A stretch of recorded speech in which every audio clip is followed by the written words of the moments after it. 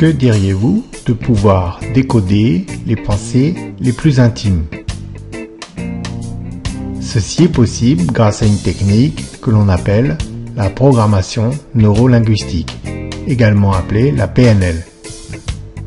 C'est une technique élaborée par deux chercheurs américains, Richard Bandler et John Grinder, dans les années 1970.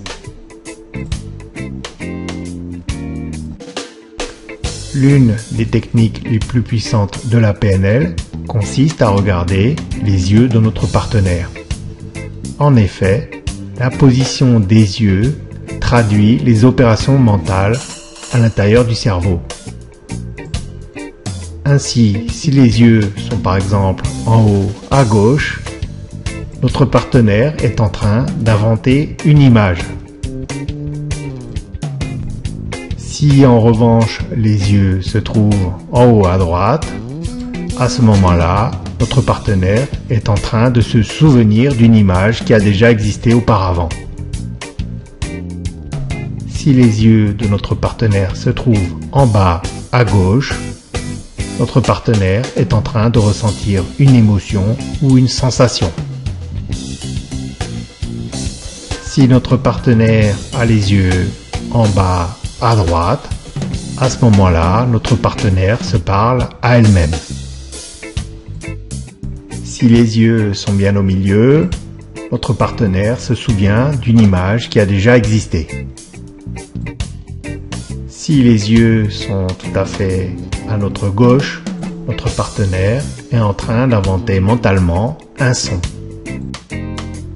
Si les yeux sont tout à fait à droite, notre partenaire est en train de se souvenir mentalement d'un son.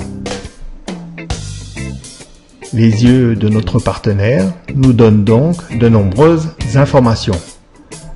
Voici comment utiliser la position des yeux de notre partenaire quand on drague. Tout d'abord, au départ, les yeux de notre partenaire devraient être fréquemment en bas à droite. En effet, au départ, elle ne vous connaît pas, elle se pose de nombreuses questions sur vous.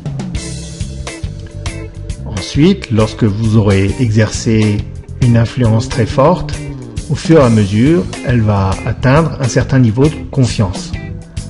Ses yeux vont progressivement arriver en haut à gauche.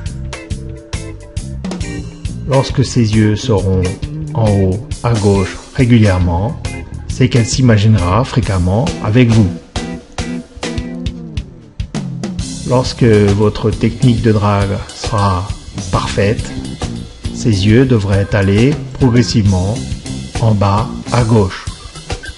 En effet, à ce moment-là, elle va ressentir des émotions et des sensations. Elle commence à craquer.